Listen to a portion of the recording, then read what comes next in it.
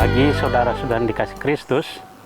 Mari kita mengawali hari baru dengan mendengarkan firman Tuhan yang diambil dari Injil Matius bab 13 ayat 36 sampai dengan 43. Tuhan bersamamu. Inilah Injil suci menurut Santo Matius. Pada suatu hari, Yesus meninggalkan orang banyak, lalu pulang. Para murid kemudian datang dan berkata kepadanya, "Jelaskanlah kepada kami arti perumpamaan tentang lalang di ladang itu." Yesus menjawab, "Orang yang menaburkan benih baik ialah anak manusia. Ladang itu ialah dunia. Benih yang baik adalah anak-anak kerajaan dan lalang adalah anak-anak si jahat.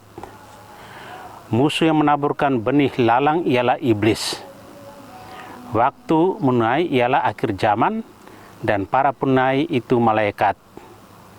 Maka, seperti lalang itu dikumpulkan dan dibakar dalam api, demikian juga pada akhir zaman, Anak Manusia akan mengutus malaikat-malaikatnya, dan mereka mengumpulkan segala sesuatu yang menyesatkan, dan semua orang yang melakukan kejahatan dari dalam kerajaannya.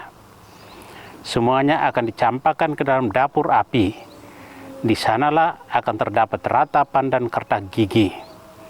Pada waktu itulah orang benar akan bercahaya seperti matahari dalam kerajaan Bapa mereka. Siapa bertelinga, hendaklah ia mendengarkan." Demikianlah sabda Tuhan.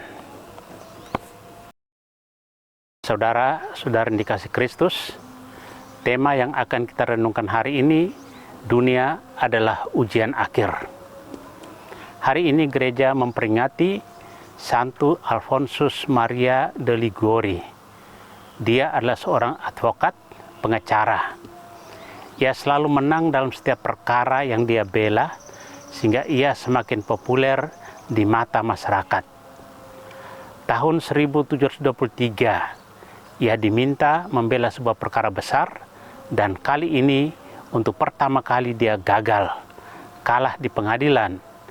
Kekalahan ini merupakan awal dari panggilannya. Gambar tentang akhir zaman ditampilkan oleh Yesus dalam Injil hari ini untuk direnungkan. Ada dua kelompok manusia yang akan diadili. Ada kelompok anak-anak kerajaan Allah dan kelompok anak-anak si jahat. Anak-anak kerajaan Allah adalah orang-orang baik, saleh dan taat kepada Allah. Sedangkan anak-anak iblis adalah orang-orang jahat yang mengikuti rancangan iblis. Mereka juga tidak percaya kepada Tuhan dan selalu melawan atau memberontak terhadap ajaran-ajaran Tuhan. Yesus menegaskan bahwa pada akhir zaman, orang baik akan masuk dalam kerajaan Allah, sedangkan orang jahat akan mengalami hukuman dan kebinasaan. Kehidupan setelah kematian sangat ditentukan oleh hidup sekarang ini di dunia ini. Kebaikan, kasih, iman, harapan, kebenaran, keadilan yang kita lakukan di sini akan menghantar kita pada kebahagiaan abadi. Sebaliknya, dosa dan salah dan berbagai macam kejahatan hanya akan mendatangkan penderitaan dan hukuman pada akhir zaman. Saudara-saudari, perumpamaan lalang di antara gandum yang dijelaskan oleh Yesus memiliki makna yang amat mendalam.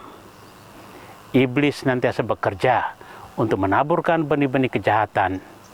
Ia mengajarkan dan memberikan pengaruh buruk ke dalam dunia. Sedangkan Yesus menaburkan firman-Nya untuk keselamatan manusia.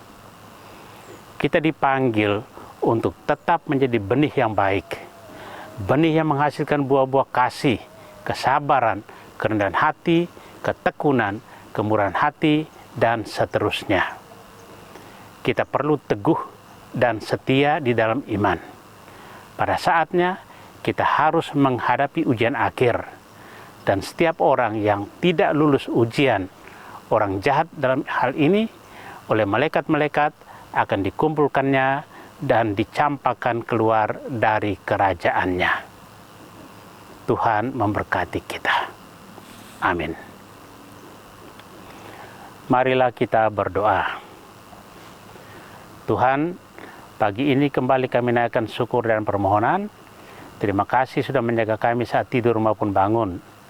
Terima kasih untuk udara sejuk dan segar pagi ini. Bukalah mata hati kami di awal hari ini, mampukan kami memandang kemurahan dan karya-Mu serta memuji dan memuliakan-Mu melalui pekerjaan dan pelayanan kami hari ini. Bimbinglah kami selalu untuk menyadari kesalahan kami dan bertobat, sehingga kami sungguh rendah hati, mau membuka hati dan siap menerima rahmat-Mu yang akan tinggal dalam hati kami. Kristus terang dunia, berkatlah keluarga-keluarga kami, jadikanlah kami alat kasih-Mu, dan pantaskanlah kami menjadi hamba-Mu yang setia. Amin. Tuhan bersamamu. Semoga kita sekalian, orang-orang yang terkasih dan doakan, seluruh aktivitas kita hari ini dilindungi, dibimbing, dan diberkati oleh Allah yang Maha Kuasa, Bapa dan Putra dan Roh Kudus. Amin.